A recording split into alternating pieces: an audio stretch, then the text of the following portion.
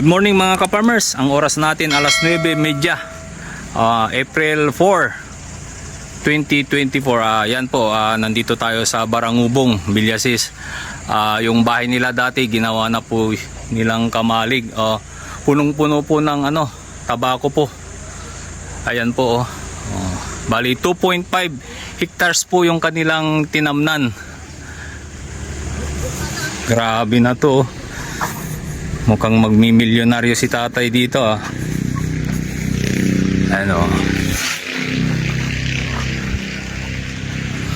Dito po kayo magtataka mga sir, mga ka-farmers Oo. Yan ang dami po. Tapos ito, papakita ko po sa inyo. Ito na po yung natabas na yan. Kumbaga naputol na yan. Ito na yung kung tawagin namin dito sa Ilocano, saringit. Oo. Tignan nyo po. First time daw nila na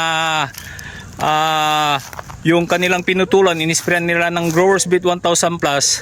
Ayan, ito na siya ngayon. So ayan, interview natin si tatay. Atay, anong pangalan mo tay? Ayan, paghihawak yan. So, ayan tay. Anong obserbasyon mo sa paggamit mo ng Growers Beat 1000 Plus? Ano pong naobserbahan nyo po sa paggamit nyo? So, yung dating nagtatabako kayo, may ganito rin ba kayong naani? O tatalang na kastiti kwa? O tatalang nga kastoy nga kaado nga atitidog na. Ay grabe, pati kami nagugulat tay. So tignan mo, itong yan pong saringit na yan, yung ratoning na yan, anong tawag dito? First time mo ba na magtabas tapos natubuan ulit?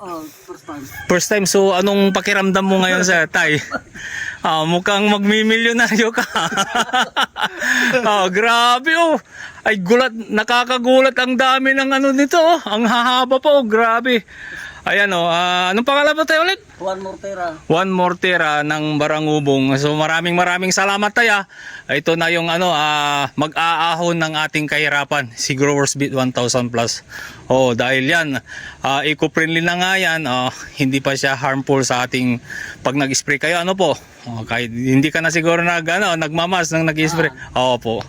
So ayan mga ka-farmers, ito po ang aming update Grabe dito sa lugar ng Barangubong, ang dami pong nabigyan natin ng Growers Beat 1000 Plus. Lahat po sila dito tumama po.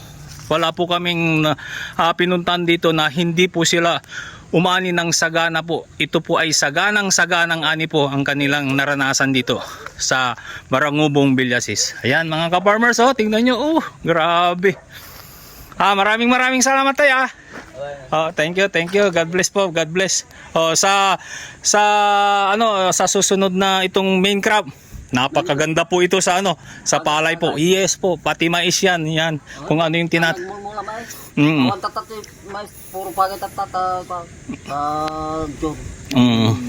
main crop po. Ayan tayo. Manood ka sa YouTube channel natin. Ayan mga ka-farmers. Ini-invite po namin kayo na manood kayo ng Goldland Growers Beat sa aming YouTube channel saka sa Facebook page. Ayan po. God bless us all po. Thank you tayo. Thank you. Okay. Masaganang ani. God bless the farmers of this land.